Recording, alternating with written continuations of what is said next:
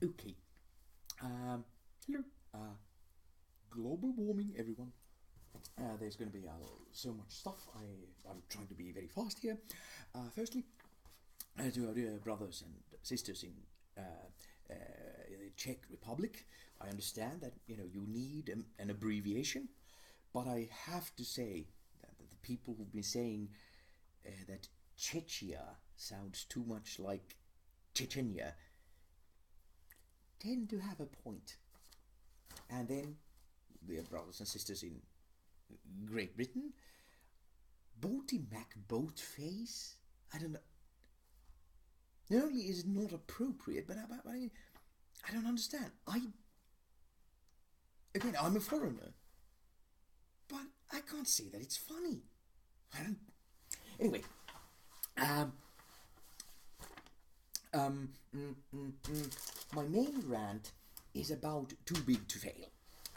And since I have to go to the United States, my next rant, I'll again just humor of mine.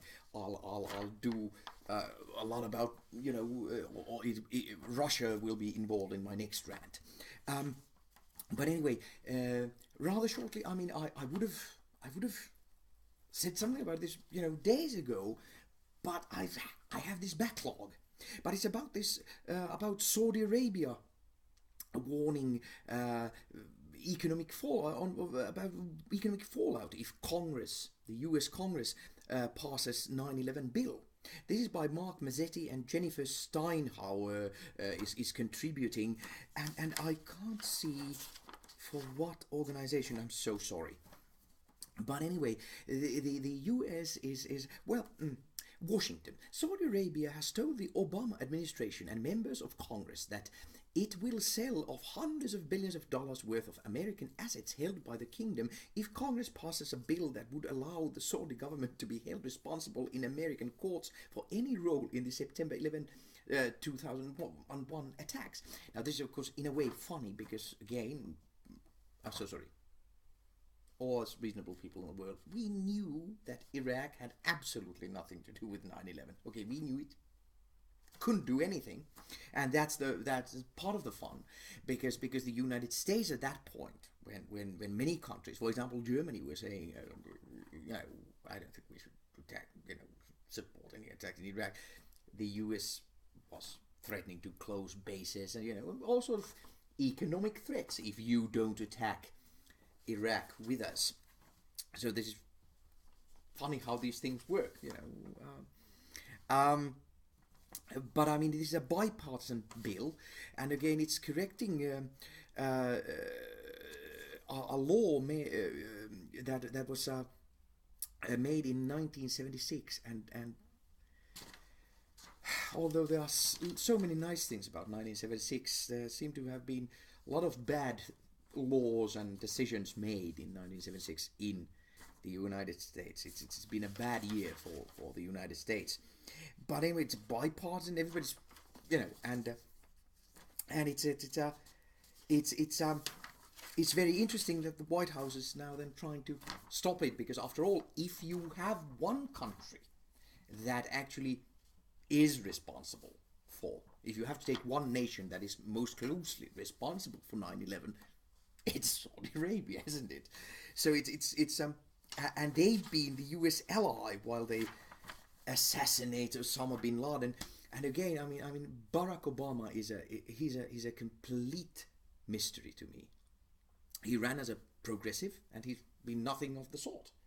And I mean, all these drone strikes and dead civilians, uh, doing business with Saudi Arabia, and then his comment on the Bin Laden assassination, that anyone who thinks that it was not right, that assassination wasn't right, uh, should have their head examined, like all the greatest philosophers in history and international human rights lawyers, should have their heads examined.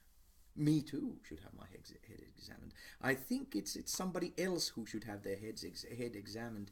I mean, Obama he seems to be very concerned about his legacy. And he doesn't understand that his legacy is going to be in the internet. And it's not going to be all that great. He could have made it great by his actions. But since he's been what he's been, it's he's not going to be remembered as very great. And I mean, certainly, there you go. You should be careful to give out peace prizes prematurely. But anyway, my main rant, it starts in the United States, but it is completely universal. But it is too big to fail. Again, it is a good point to talk about it, because of course nobody feels the burn. Nobody burns more than I do, and I hope that today in our time, tomorrow today US time, tomorrow our time, that the New Yorkers do the obvious. I mean, it should have been obvious.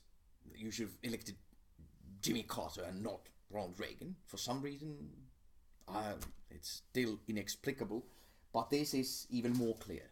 I hope that the New Yorkers will do the only reasonable thing possible. We'll see.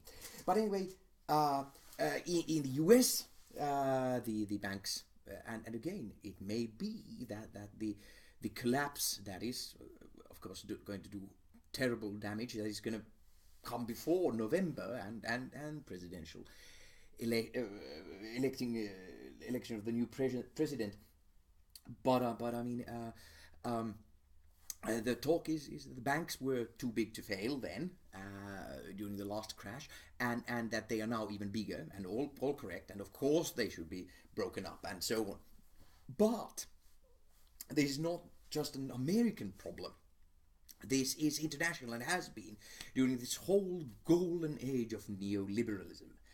The Greek economic disaster actually existed, but or was created, but by then actually handled the way it has been, or was and is handled, because, for example, the German banks were too big to fail. You can always in any you're going to have this in your country as well. You're going to have banksters causing an economic disaster, and the first thing that your government does is to bail out the banks with your taxpayer money. And again, I mean, it's very interesting because for example, in the United States, it has to be Bernie and no one else. Or the government is again going to bail out the banks. Even it may be a different line. I mean, you take your favorite sports team and you put bank over there, but it may be anywhere. In Finland we had a economic crisis in the 1990s, or serious. To my mind, we've had a crisis ever since the Western world has had. That's when neoliberalism really came everywhere. But still, the first thing our politicians did was to save our banks with taxpayer money. And it would be very nice to see any nation trying to stop their politicians, who are, of course, in a bed with banksters, to try and stop their politicians saving the banks. And that's my main point in this rant is what do you think? Should they be allowed? Again, banks should be allowed to fall. I think bankruptcy is way too kind. Not bankruptcy, fall. Banksters, they do awful things. They gamble with huge amounts of money, and they destroy economies, nation economies. They should be just allowed to fail. And think of it, okay, when it comes to your country, okay, and your bank is going to fail. It's just going to disappear. Is it going to harm you or help you? Is it? Yeah, your life savings are gone, wiped out. There's no bank account. But I mean, your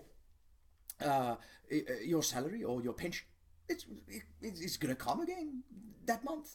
And I mean, usually, I mean, you can pretty much have some sort of a warning that your bank is going to fail next month. So perhaps your previous salary or your previous, your last month's pension, you've already managed to direct it somewhere else. Okay, your bank is going to fail. Okay, yeah, you lose all your money, but I mean, if you lose all your loan as well,